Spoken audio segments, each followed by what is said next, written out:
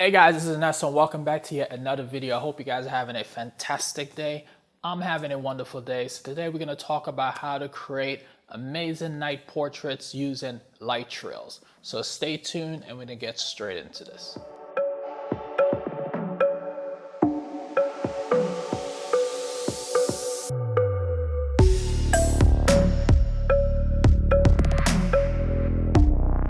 So to begin with, let's start with what you will need for this photo shoot or for this effect to work. So the first thing you will need, obviously, is a camera, a lens. In this particular case, I use a 45mm lens for this photo shoot. You will need a flash.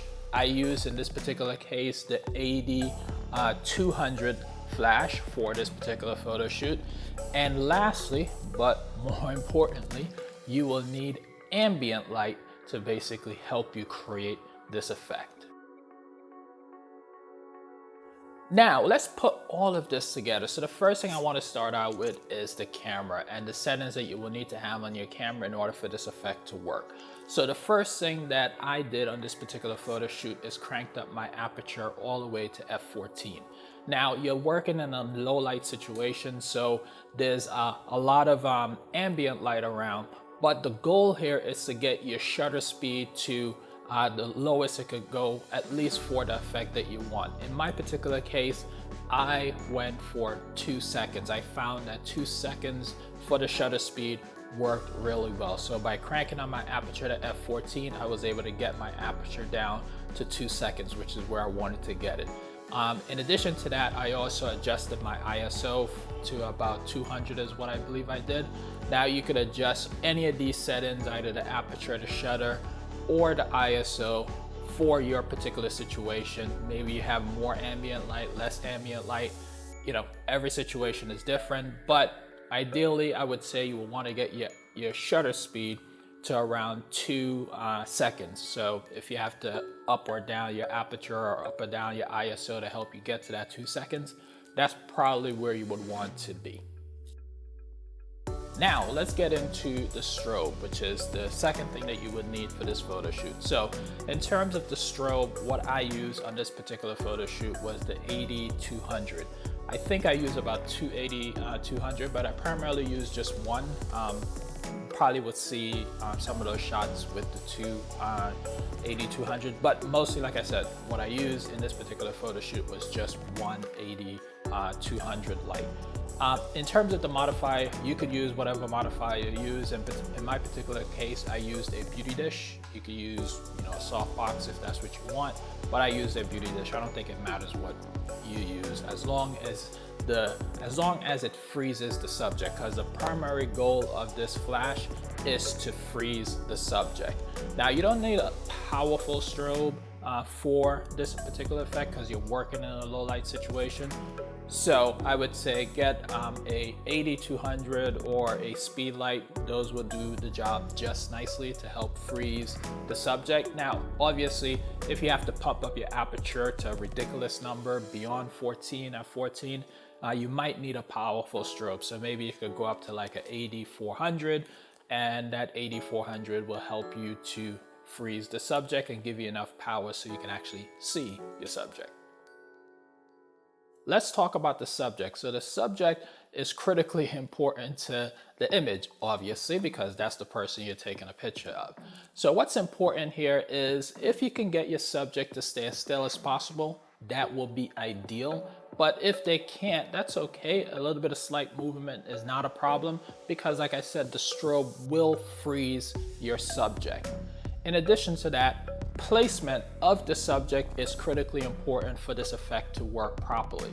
So number one, you don't want a lot of ambient light to be falling on the subject. If you have a lot of ambient light falling on the subject, it will definitely impact the effect. And what I mean by that is that when you're doing this effect, if there's too much ambient light falling on the subject, what will end up happening is that will introduce light to your 2-second exposure on your subject, which will then create a blurry image for the subject. It won't be the subject will not be sharp. So eliminating as much ambient light as possible on the subject will definitely help you. So ideally what you want to do here is put your subject in a shadow area so that there's, next to no light that's falling on the subject. Now, if you can't avoid that, which in some cases I couldn't, what you would want to do is use the camera settings to basically help to eliminate that light that's falling on your subject. So either increasing your aperture, decreasing your shutter, or increasing your ISO or decreasing your ISO to help eliminate that light that's falling on your subject. So play with your settings if you can't put the subject in a shadow area.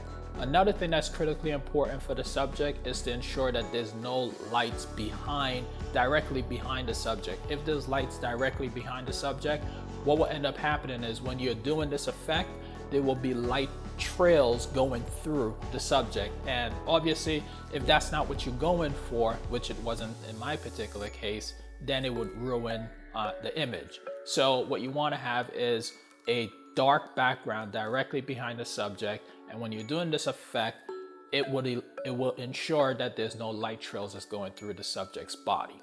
Now, if you want that effect, obviously, you know now how to get that effect where you have the light trails going through the subject's body. But if you don't want that, make sure it's a black background.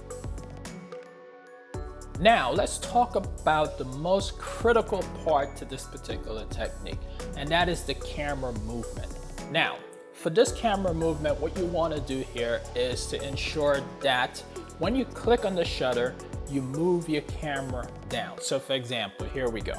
So my hand is on my camera. Okay, hopefully you guys can see that. All right.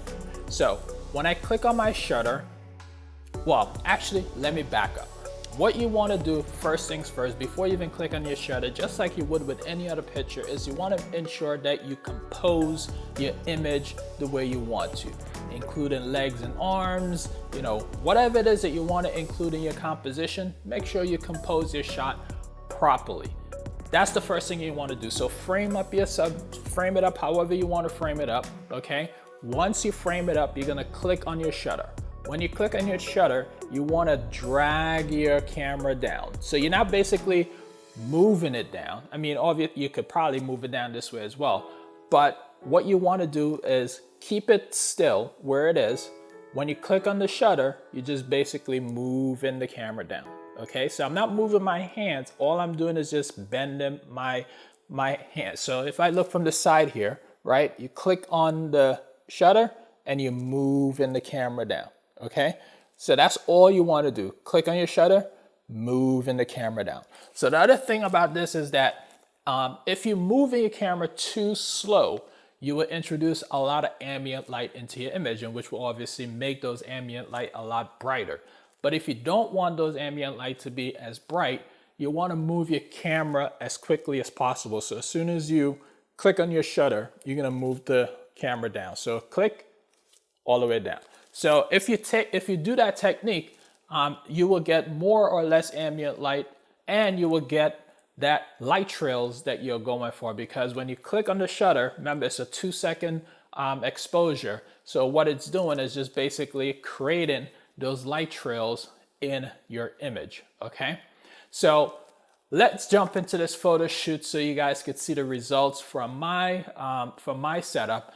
This is a technique that I've been experimenting with, and I've been learning from others. I've been reading up on how to get this technique a little bit better.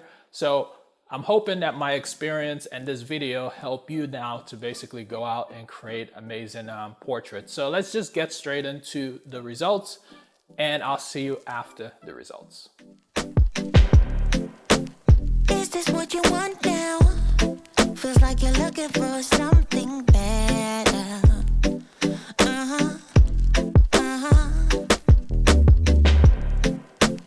Is this what you want now? Or is it because you can't forget her?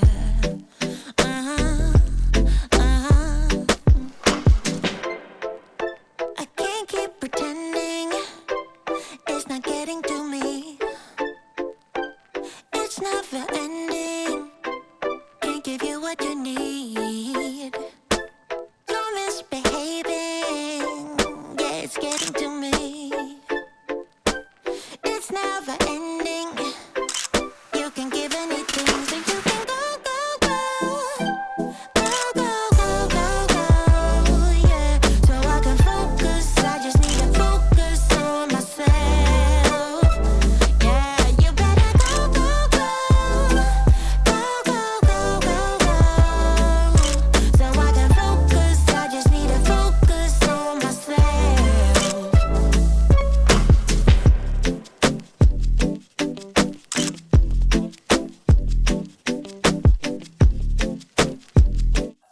right, guys, that is it. I hope this video was helpful to you. As I mentioned earlier, this is a technique that I have been practicing for a number of years now, and it's only within the past year and a half or so that this technique has been working for me.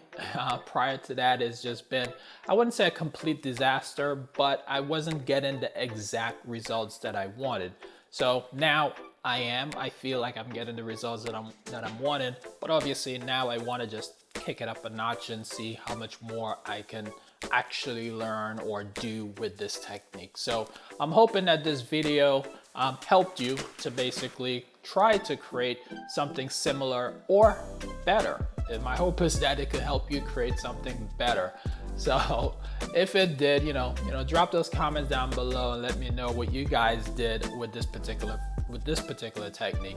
All right, that is it. If you guys enjoyed this video, please go ahead and give it a big thumbs up. If it was helpful to you, drop some comments down below and let me know if it was. Let me know what pictures in this video you guys particularly connected with, or which specific image you guys connected with. And guys, if this video was helpful to you, please go ahead and share this video with your friends and family.